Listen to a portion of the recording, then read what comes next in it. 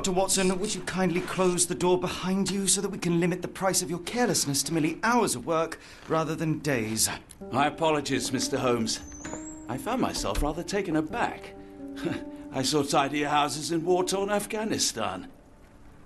Are those my surgical needles? I ran out of tacks and the matter required immediate attention. Was that my supper? Plainly not, for I was the one who ate it. I set it aside for this evening. And for that I am grateful. Is that my bed? Watson, since you've proven yourself a master of observation, might I ask you to apply your skills to a more pertinent question? Namely, the whereabouts of today's newspapers. They are the key to everything. The newsboy is usually reliable. Medically speaking, I often find that the key to everything is good sleep. In a bed. Your papers are here, on the table. Let us see what the postman brought today.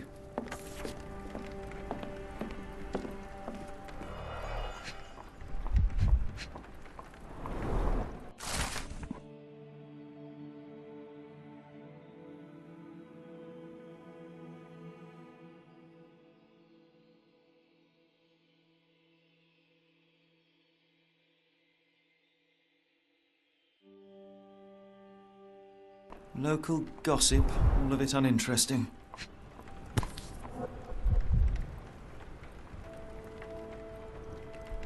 Your order from Barnes' bookshop has arrived, Doctor.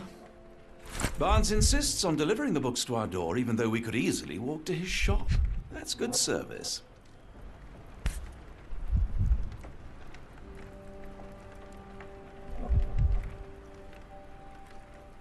Another letter from Werner. I never reply, but they keep coming. I don't see the Strand. Where is it? Pardon me?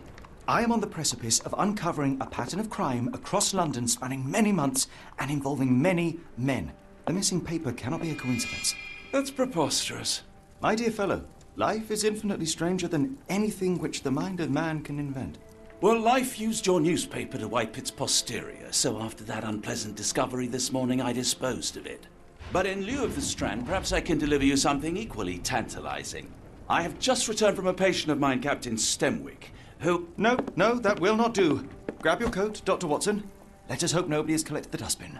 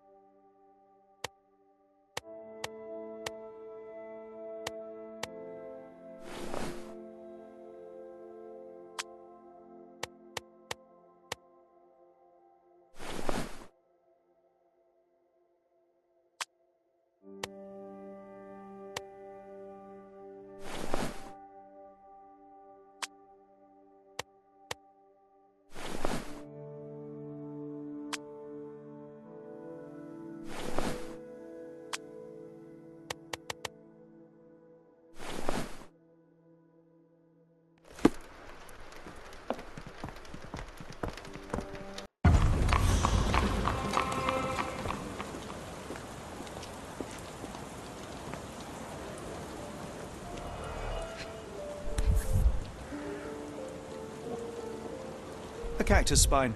If it gets in your skin, it's awfully tricky to remove, and when laced with poison, the perfect assassination tool.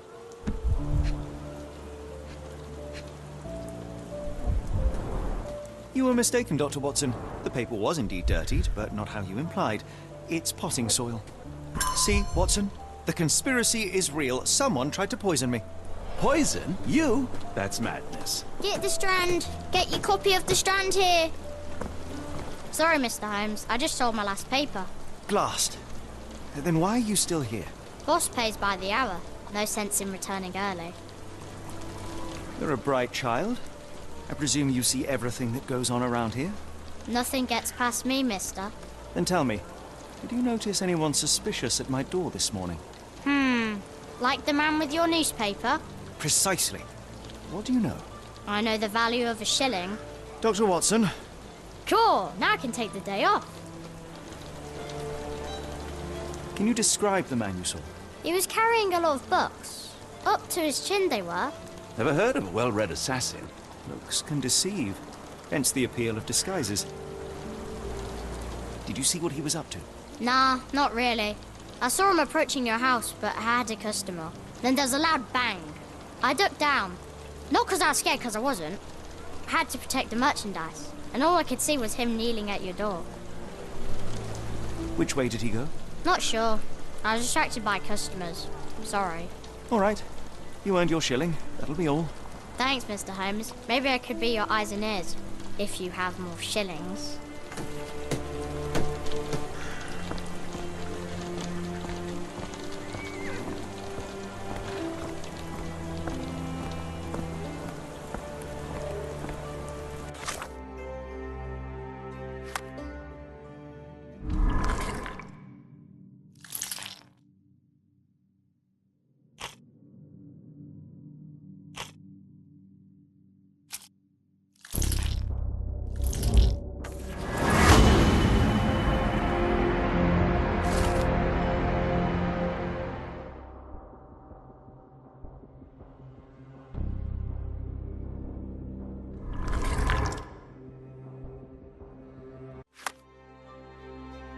Come now, Mr. Holmes. Murder?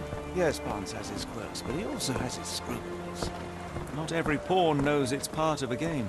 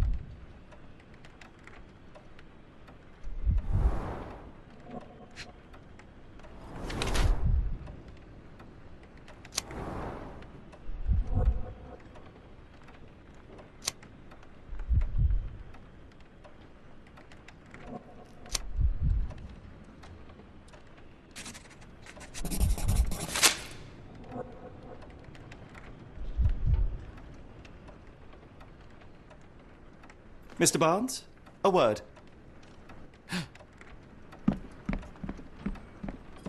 Ah, for goodness sake.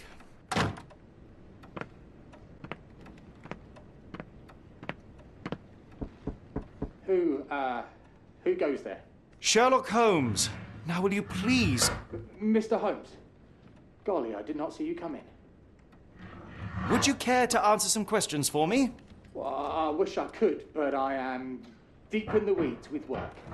How about we reschedule in a month or two? Come now, Mr. Barnes. It will only take a moment. Really deep in the weeds with important things. Well, help yourself to any book. Just take it and pay later. I trust you, Mr. Holmes. Barnes doesn't seem like himself. Why is he acting this way? You're asking the right questions, Doctor. Let's find a way to... The ladder is broken recently, judging by the freshness of the wood.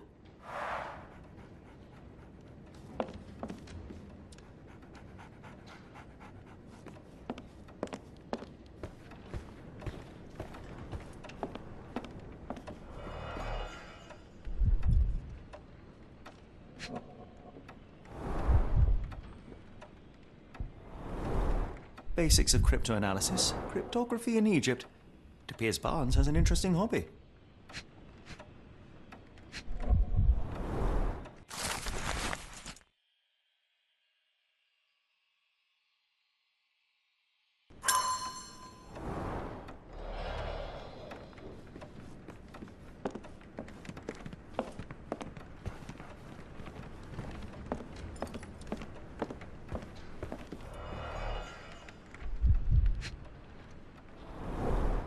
An improvised stand, but it does make the flowers more visible. In the language of Mycroft's secret agents, it's a sign. Dried flowers are replaced when the job is done. I wonder who the recipient is. The finest view London has to offer.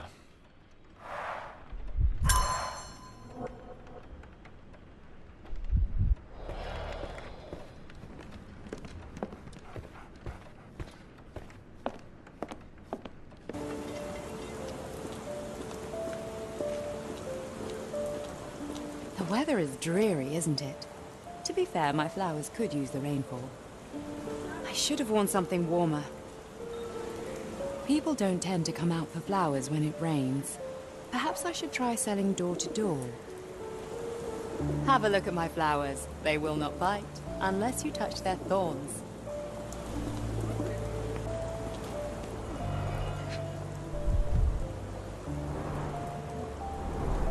Encouraging people to stop and smell the roses? Our national emblem. God save the Queen.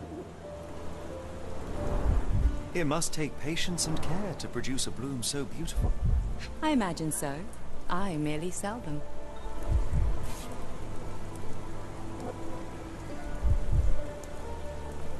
The pot is damaged. The blow was severe, but softened by something.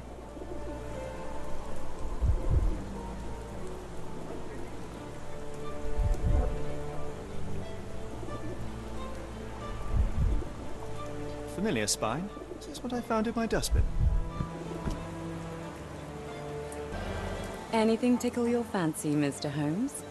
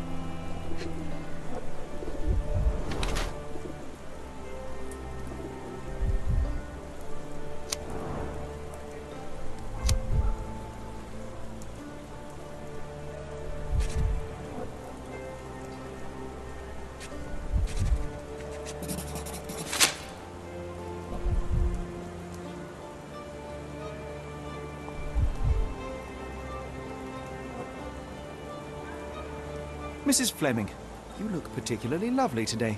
Is there a reason? Does a woman need a reason to look or feel beautiful? No, but your distant look suggests you seek one man's gaze in particular. Who told you that? Nobody. Merely a keen eye and some simple deduction. Well, I'll kindly ask you to keep your keen eye to yourself, Mr. Holmes. I'll be off. I'm afraid I can't help with that, Mr. Holmes. One of these things is not like the other. Come again? The cactus. Those fearsome spines can prove a devil to remove. And the sap is often toxic. And a rose thorn can give you tetanus, but we still grow them. The cactus seems comparatively harmless. Though you have me thinking it must be valuable. I was under the impression that you knew its price already. Your guess is as good as mine. The first time I saw this cactus was when I came back from my break. I'm afraid I can't help with that, Mr. Holmes. I'm afraid I can't help with that, Mr. Holmes. Are you familiar with Mr. Barnes? Yes. No, not really. Well, in a way. What on earth does that mean? I know who he is, of course. But we haven't shared much more than a look. A look? Yes. Each morning I go for a walk in the park with my dog, and most days I spot Mr. Barnes there with his new puppy, so we see each other. Actually, we once met briefly while our dogs played. He was quiet and seemed unsteady as he approached, but since then, we've never spoken. I often see him staring through the shop window. Sometimes I wonder what he thinks about that would etch such longing onto his face. I'm afraid I can't help with that, Mr. Holmes. I don't know anything about this, sorry. I'm afraid I can't help with that, Mr. Holmes. I'm afraid I can't help with that, Mr. Holmes. I don't know anything about this, sorry. What do you make of the flowers in Barnes' shop window? Well, they could use a bit of water. Do they mean anything to you? Mean anything how? I'm not sure I follow, Mr. Holmes. Why do you think they're there? Are you suggesting the flowers are for me? It seems likely, does it not? Oh, I hope you're right.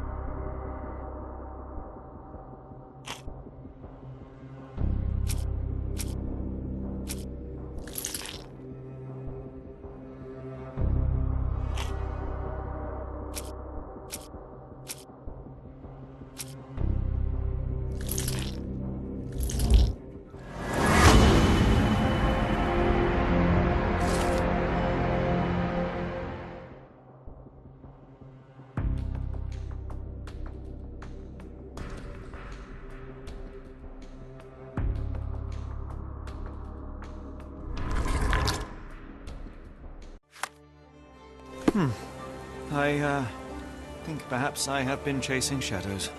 Do not despair, Mr. Holmes. Even the best of us make mistakes. We better tell Mr. Barnes what we've learned.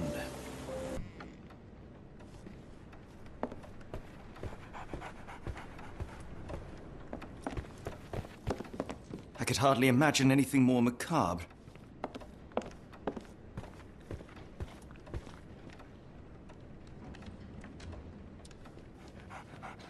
So, Barnes has a dog now. Who's a good boy? Mr. Barnes, I know what you did, and I know why you did it. I'm sorry, Mr. Holmes. I can't hear you very well from behind the door. I couldn't read this morning's edition of The Strand because it was covered in soil and spines. I know you dropped a cactus on it and then fled. You ordered a cactus from the plant catalogue and then left it for Mrs. Fleming as a gift. You place flowers in the window to get her attention and wear high heels to appear taller and more desirable. You are her secret admirer. Barnes, it's Dr. Watson. Rest assured we are not interested in disclosing your personal affairs to anyone, including Mrs. Fleming. Please come out. All right, then.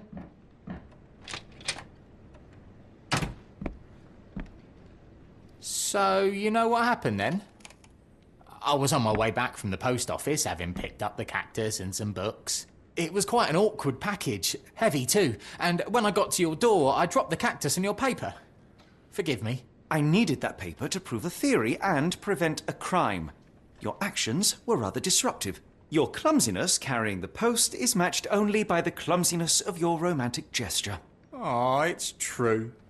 I am useless with this sort of thing. I'm not even sure if Mrs. Fleming noticed.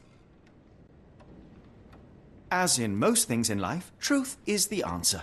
Cease with the abstruse signals and anonymous gifts, and simply talk to the woman. What is the worst that can happen? She rejects you, and you are freed from this endless purgatory. That... Yes, you are correct, of course. I do have a slight tendency to overthink things. Thank you.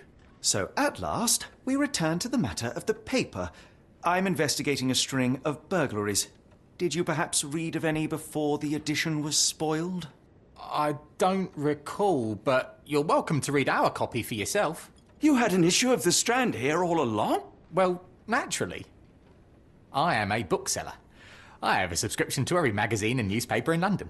So you ought to be familiar with the concept of burying the lead. Oh no, my apologies, Mr. Holmes. I'll make it up to you however I can.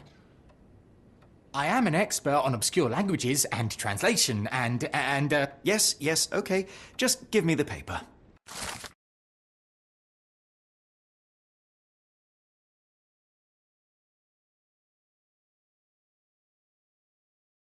Come, Dr. Watson. Let us put this matter behind us. Farewell, Mr. Barnes. I hope to hear good news about you and Mrs. Fleming.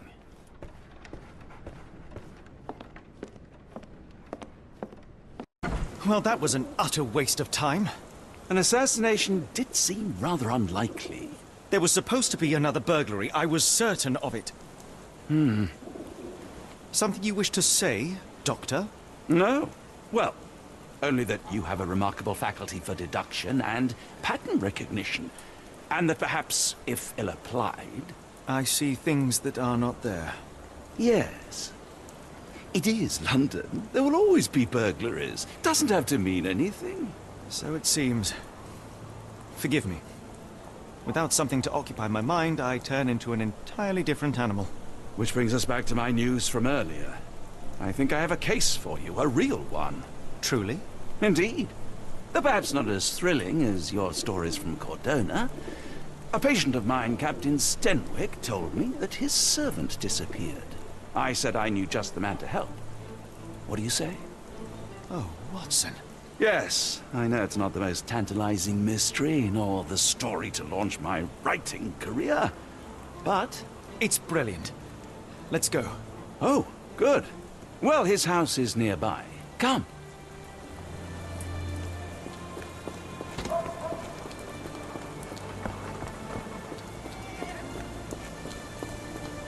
Not much further now.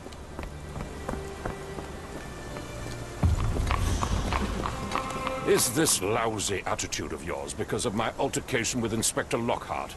Did he put you up to this? Sir, the Inspector has nothing to do with it. I'm telling you the same thing I tell anyone seeking a missing person. Good day, gentlemen. Forgive the intrusion. Captain Stenwick, this is my colleague Sherlock Holmes, the consulting detective I told you about. At last, a professional. This useless officer refuses to do anything about Kimmy here, my missing servant. What was your name again? I shall be certain to inform your superiors. Sergeant Ruffles. And it's my superiors who made this decision, sir. Why has the police department decided not to help? We investigate murders, thefts, fraud, arson. Real crimes. A servant walking away from his master is not our highest priority. That said, if we find Kimahia breaking the law, we'll be sure to notify Captain Stenwick. Have there been other disappearances lately? Of course, here and there. But when life is tough and opportunity comes knocking, you can't blame those who answer. Now, I must be off. Best of luck in you, sir. You heard that, didn't you? The way that man spoke to me. I shall need your written testimony. Then we can lodge a complaint. Captain, perhaps Mr. Holmes' time is better spent learning about your servant, so that he may begin his investigation. Ah, yes. Quite right. Fire away. When did you last see your servant? Kimmy here normally brings me the morning papers, but yesterday I had to get them myself. He must have escaped the night before yesterday. May I see your servant's bedroom? His shack is in the garden. You can't miss it. Did you search the room? Of course, but only to check he wasn't lying dead inside. Everything seemed normal at a glance. I take it this is the first time Kimahia has vanished? Undoubtedly. The man seemed terrified of the city. I think it was all the noise. He never left this estate. Should he cause any damage, I will bear the responsibility, for it was I who rescued him from savagery and brought him here to England in the first place. Is there any reason Kimahia may have left? I should think not. He had all he could have wanted. Gainful employment, new clothes, and all the cabbage he could eat. Did Kimahia make off with anything of value? Heavens, no. I would have mentioned it to Sergeant Ruffles. Still, he must have fled with some money on his person. No, no. I kept his wages in my safe. For security. Tell me about Kimahia. He's foreign. A Maori. All the way from New Zealand. Biggest man you've ever seen. And as strong as two. Dark hair and fearsome tattoos. He doesn't speak a whit of English. Never bothered to learn. But I made do with pointing. I invested a lot of money in him, so he must be found. All right, Captain. I think I have enough to get started. We shall first take a look around the mansion. Go ahead. I'll be here, mentally drafting my complaint.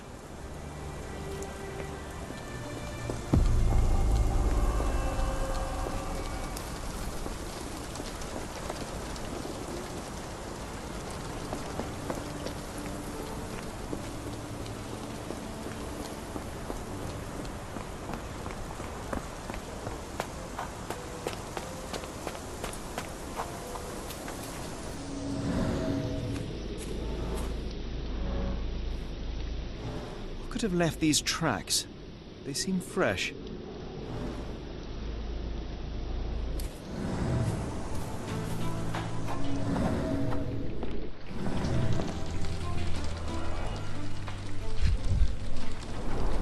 A scrap of Hessian.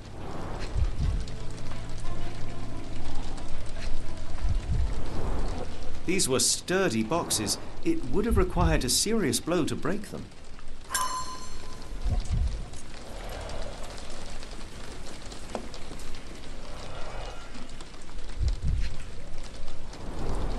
Impressive. The sack of grain retained the shape of an impact. Someone hit their head here.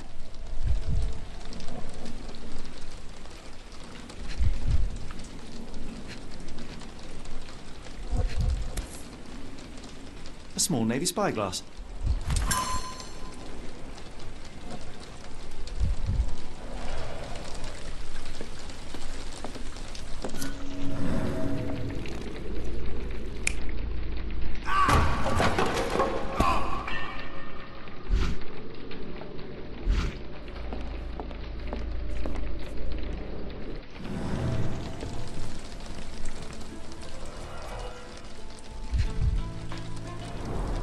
Button chops, the remains of a meal.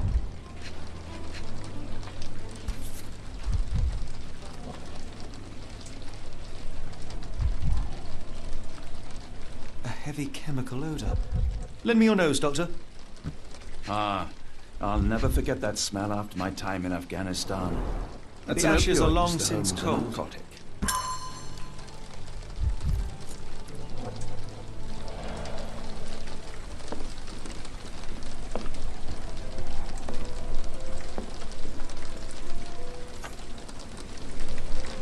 Clothes made of Hessian. Is Stenwick really so miserly?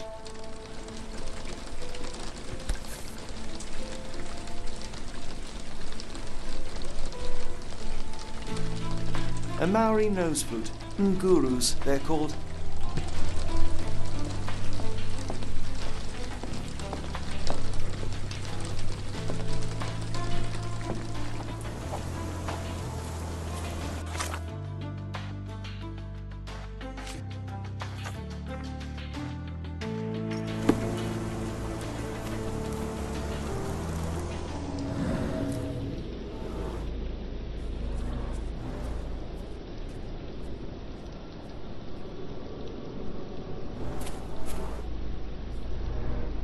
Someone moved a cart to this spot and then took it elsewhere. Can't see it anywhere in the garden.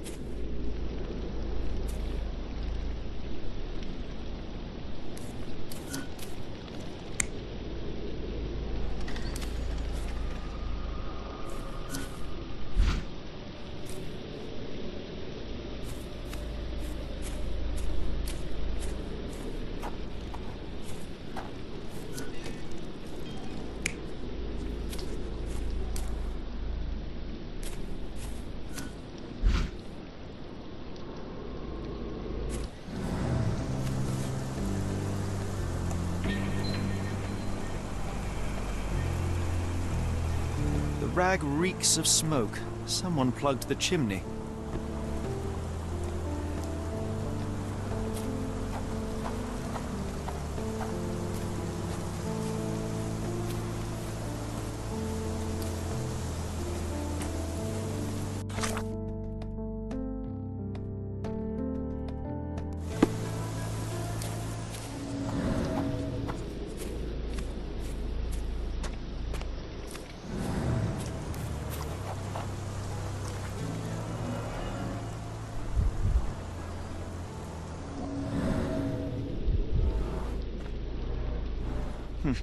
Looks like a knee print. A shoe print, roughly size 11, with a worn-out sole. These are a workman's boots. Chewing tobacco. Someone knelt here. The amount of chewing tobacco suggests they were waiting a while. Amazing, Mr. Holmes. To read the ground like an open book.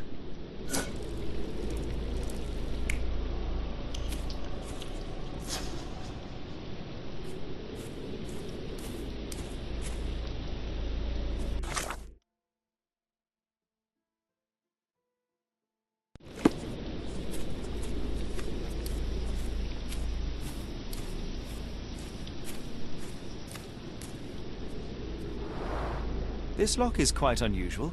It appears that the key should be bent to the right.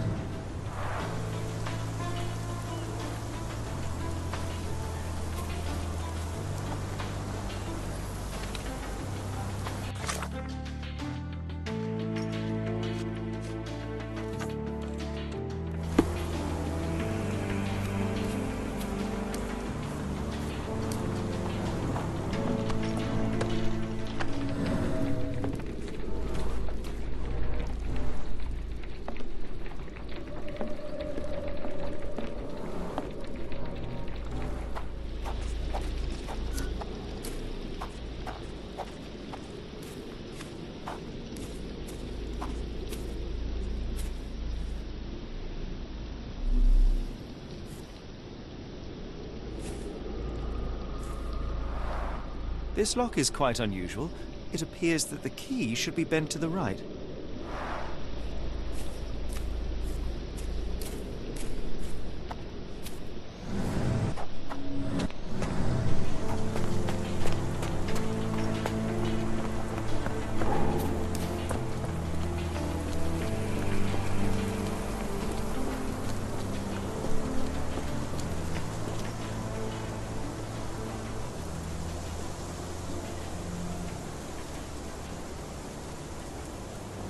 The door to your garden has an interesting lock. Yes, I have uncommon locks on every door of my mansion. It makes them harder to pick. Kimmy here and I both had a set of keys. I'll need to borrow them. No, you'll need to do what I tell you to do. Examine the garden. Where on earth are you going with this? Are you joking? Why would I know this? I thought you were meant to be intelligent. Where on earth are you going with this? Are you joking? Why would I know this? I came across a pile of Hessian clothes in the shack. Are they Kimahir's? Yes. I had to give him something to clothe himself. He seemed unfazed by his bare skin, but I found it distracting. Has Kimahir ever indulged in tobacco? No, the man doesn't even drink. Are you certain? I found chewing tobacco in the garden. I controlled Kimahir's expenses since he struggled with the currency. I would have known if he used tobacco. Are you joking? Why would I know this? I thought you were meant to be intelligent. I thought you were meant to be intelligent. Are you joking? Why would I know this? Are you joking? Why would I know this? Do you happen to know Kimahir's shoe size? I wouldn't have the foggiest. But I'm sure it was enormous. Not that it matters. He spent his life barefoot. Despite my best efforts, he simply did not take to shoes. I thought you were meant to be intelligent. Is this spyglass familiar? I don't recognize it. Could it be Kimahir's, perhaps? I doubt it. I never saw him with it, nor could I suggest how he might have come by it.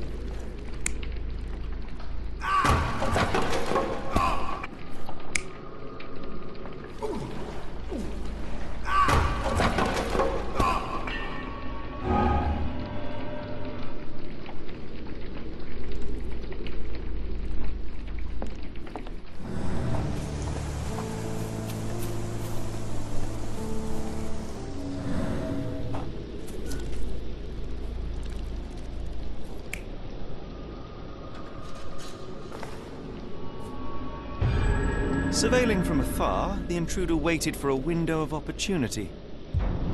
When Kimahir went to sleep, the man crept up to the shack and slipped narcotics down the chimney pipe, then blocked it with a cloth. Kimahir inhaled the sedative and fell into a deep sleep. The intruder tried to move him, but the man was heavier than expected. The intruder fell on the sack and dropped his spyglass. In order to transport the servant, he had to use the cart. The final challenge was opening the garden door. Luckily for our intruder, Kimahir had the key in his shack. Remarkable. It makes total sense.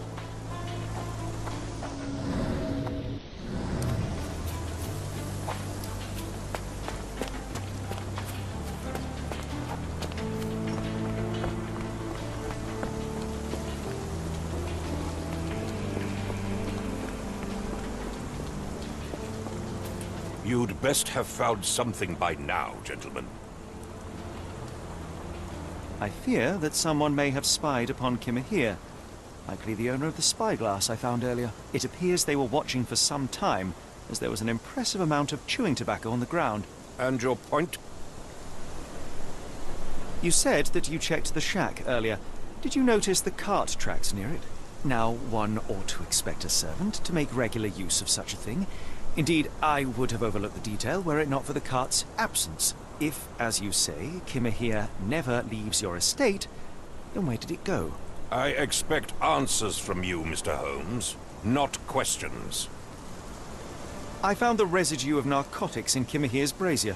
There are several explanations, perhaps your servant's recreational interest, or an attempt at poisoning. Cut to the chase, Mr. Holmes. I won't keep you in suspense any longer, Captain. Kimahir was abducted by the owner of the spyglass. When your servant fell asleep, he slipped a narcotic into Kimahir's brazier to make him sleep even more soundly. In order to carry a man as large as Kimahir, the intruder stole the cart and rolled him right out of your garden. Now, hold on. All this simply to tell me what I already know?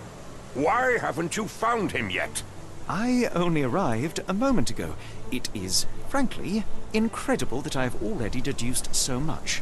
Every second you dawdle here, waiting for me to stroke your ego, is another second wasted. I'm not interested in the how, the why, or the who. I am only interested in recovering my investment. Spare me the claptrap, boy, and go and fetch my servant. Truly, there is no better evidence of a man's nature than the way he treats those who help him. And you, sir, are a brute. The cruelty of your ignorance about the Maori people, your selfish attitude to a man's kidnapping. The point is, Captain, we're telling you this for a reason. The intruder fled through the garden door, and we need a key to follow his trail. Well, then you should have led with that. Here you go. I hope you'll return soon with good news. And in the meantime, please teach your companion the art of brevity.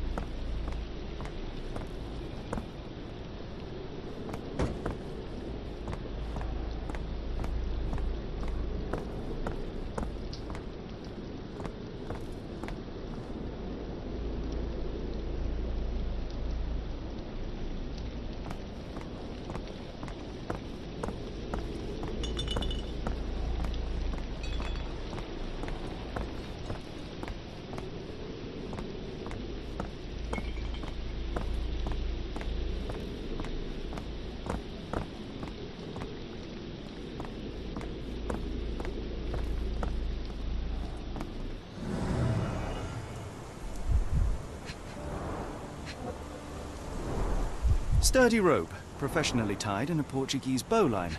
This knot is often used by sailors to create a bosun's chair. Wheels picked up grass along the way. Kimahir's cart, I gather.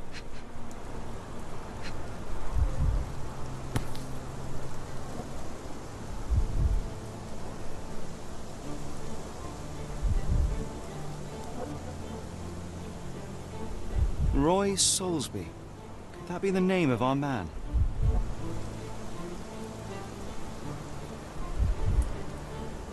A strange substance. I have my suspicions based on the colour and consistency, but would you care to hazard a guess, Doctor? Well, it's odorless, but from the way it absorbs water, I'd say saltpeter. Then we're in agreement. Well done.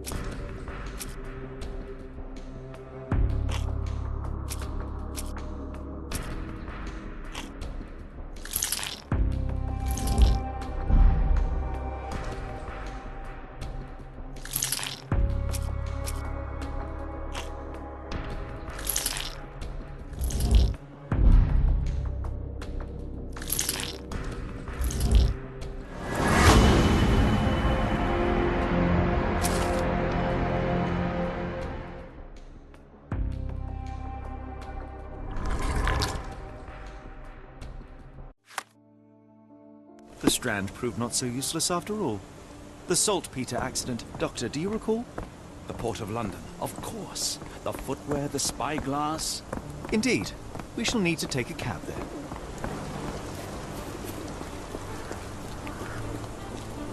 Where to, Gov? The Port of London, please. I will show you where to stop.